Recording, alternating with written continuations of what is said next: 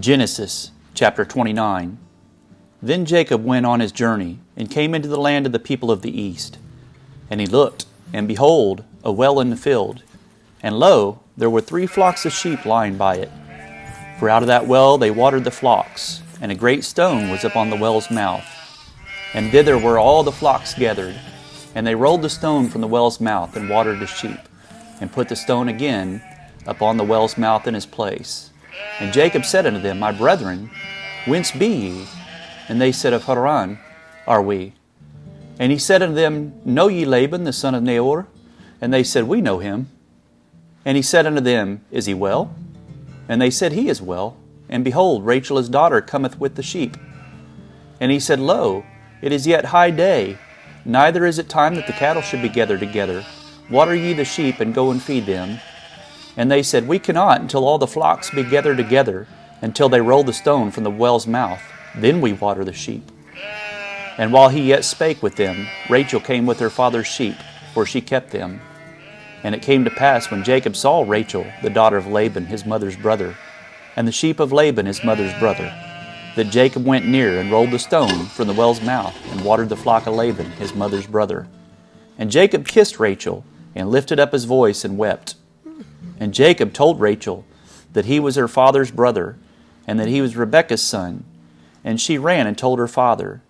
And it came to pass, when Laban heard the tidings of Jacob, his sister's son, that he ran to meet him, and embraced him, and kissed him, and brought him to his house. And he told Laban all these things. And Laban said to him, Surely thou art my bone and my flesh. And he abode with him the space of a month. And Laban said unto Jacob, Because thou art my brother, shouldest thou therefore serve me for naught? Tell me, what shall thy wages be? And Laban had 2 daughters. The name of the elder was Leah, and the name of the younger was Rachel. Leah was tender-eyed, but Rachel was beautiful and well-favored. And Jacob loved Rachel, and said, I will serve thee 7 years for Rachel, thy younger daughter.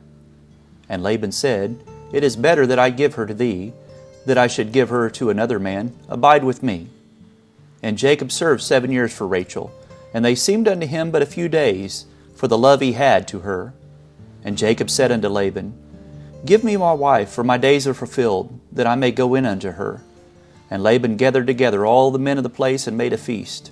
And it came to pass in the evening, that he took Leah his daughter, and brought her to him, and he went in unto her.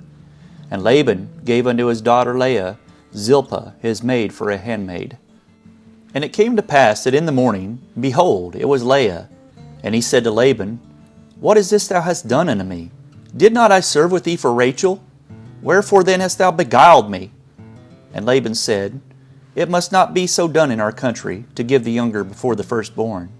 Fulfill her week, and we will give thee this also, for the service which thou shalt serve with me yet 7 other years. And Jacob did so, and fulfilled her week. And he gave him Rachel his daughter to wife also. And Laban gave to Rachel his daughter Bilhah, his handmaid, to be her maid. And he went in also unto Rachel, and he loved also Rachel more than Leah, and served with him yet 7 other years. And when the Lord saw that Leah was hated, he opened her womb, but Rachel was barren. And Leah conceived, and bare a son, and she called his name Reuben.